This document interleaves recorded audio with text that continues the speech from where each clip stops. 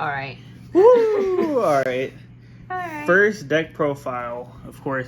I mean, yes, you can see the other ones on the past, but don't... Those don't count. I was new, but played Floowandereeze today.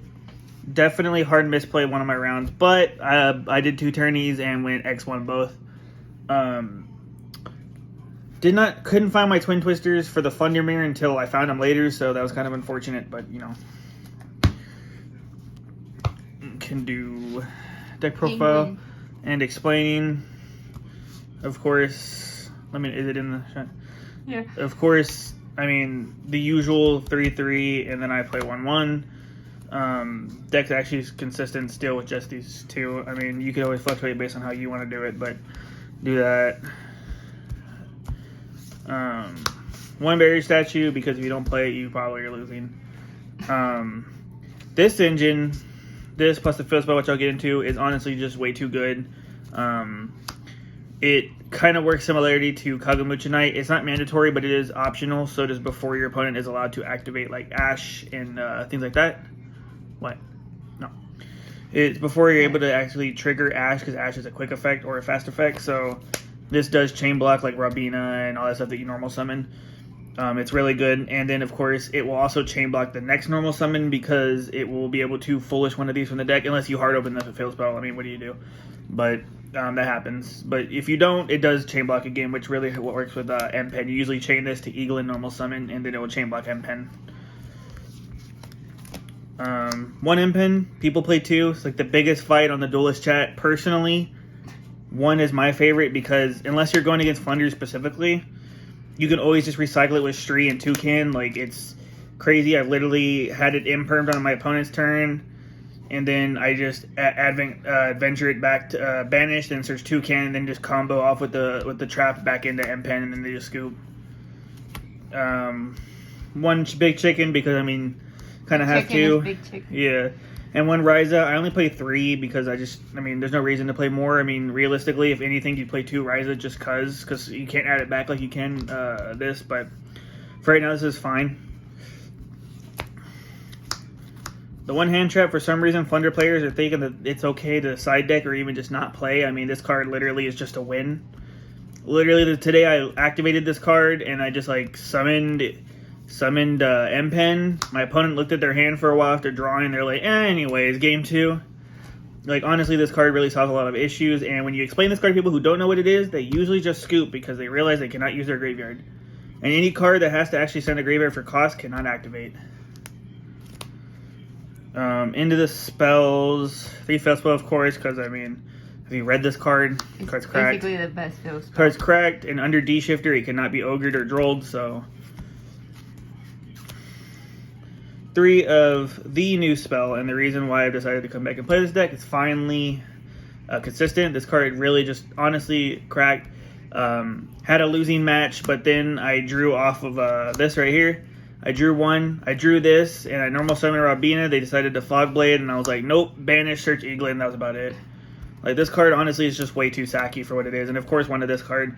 No reason to play more than this card. It can be recycled the same way M-Pen, and it's just honestly cracked. It also does not trigger Rise's second effect when you use it to send a card your opponent controls, because it is not a tribute, it is a send. 3 Prosperity. If you can afford these, you kind of have to play them. I mean, Prosperity literally is the way to dig 6, and if you're not seeing names, you're not really playing, are you? Like what are you going to do, reveal Barrier Statue? No, so... you kind of have to play this card. Like, you don't have to. Like, you can win without it. I have seen people winning without it, but you kind of, like, realistically, but it's very difficult. Realistically, this is the optimal card. You have to play this if you have it. If you don't have it, you can always just play Extrav. And of course, you have to play 3 of this card. This card is the same as this. Sometimes you use this and you just grab this and then you go farther. Like, it do be that way sometimes. Sometimes you just don't open up monsters, and these 2 cards get you to them, so... it makes the consistency better. 3 Book of Moon. You know, you can't play droplets with D-Shifter because you can't actually resolve the cost, and Chalice is kind of retarded. So in this deck, you kind of just play Book of Moon because, yes, it does work for you, and actually it has not even come up to even Book of Moon my monster, realistically. I think I Book of Moon to M-Pen to protect him from something, and then I just flipped him next turn. But usually you're just Book of Mooning your opponent's monsters. I book a moon DPE. They decided to chain it, whatever, and I was just like battle phase into battle phase. Like, I mean, realistically, most people only in with one negate to this format. Sometimes it's literally just Griffin pass. You just book a moon, get evenly. That's about it. One called by the grave. I mean, really, what's more to say? Like, if you don't know about D Shifter and they Ghost Agree, you call. Here's the field spell. Quick explanation. All wing beasts get 300 attack and defense, which is pretty crazy because M-Pen is 3k and Ryza is 28, and so is the big chicken. So I mean 28, they're 31 both. It's what you search off of the Samorg monster, and it has two effects. One effect is you can reveal a big monster in your hand, one of the big boys, and all of your tribute summon monsters become one less tribute, which really does come in handy. Allows you to aim with Apex and Eaglin sometimes. Well, most of the time, realistically. And its other effect is if you control a wing beast. Yes, you can. It's the same as the other stuff. It's just an additional normal summon. It does the same thing. It just allows you to normal summon on res. So that card's cracked. I play 2 of this card. 3 of it's a little too bricky. 1 of it's just not enough. 2 of it, I mean, it is not a once per turn normal summon. It's just too good of a card. And sometimes you want to see it in case you do break. You can play on your opponent's turn if they land see you. And then the one card that probably people aren't normal maining anymore, but I think evenly is just cracked. Because realistically, with the Brave Engine, a lot of people are not really maining Lancey anymore. They're honestly just playing Ogre and Droll, which is what D-Shifter deals with. And if I'm going to get Lancey at game 1 anyways, I'm probably not doing anything. So if they don't have it, I'm going to be sacking the crap out of them with this card. I did it at least 4 or 5 games today, and it was just an instant win. If they have Lancey, I mean, by all means, be the better player. But this card, just game 1, there's no reason not to play it, and then I just side it out for Dark Rulers. Extra deck tokens. Oh. I mean, realistically, you know how Floowandereeze is. It's just going to be like if you were stuck with birds when you start your turn for some reason and you don't have anything else to follow up with, which doesn't usually happen.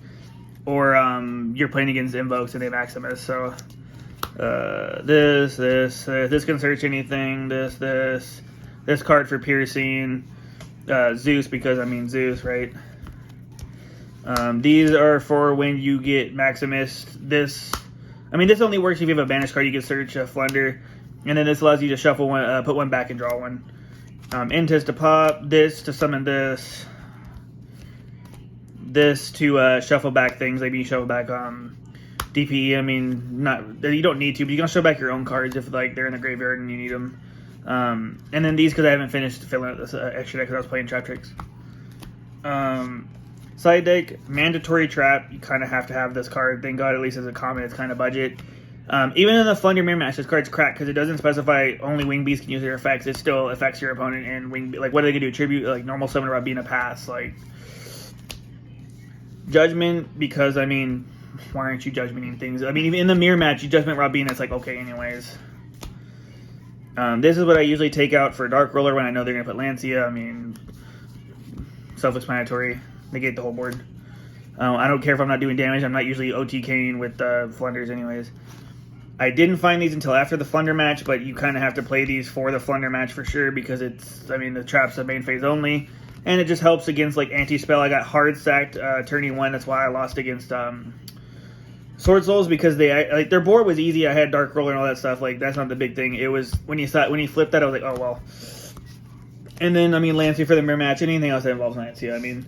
Invokes and things like that you can play it against. Alright.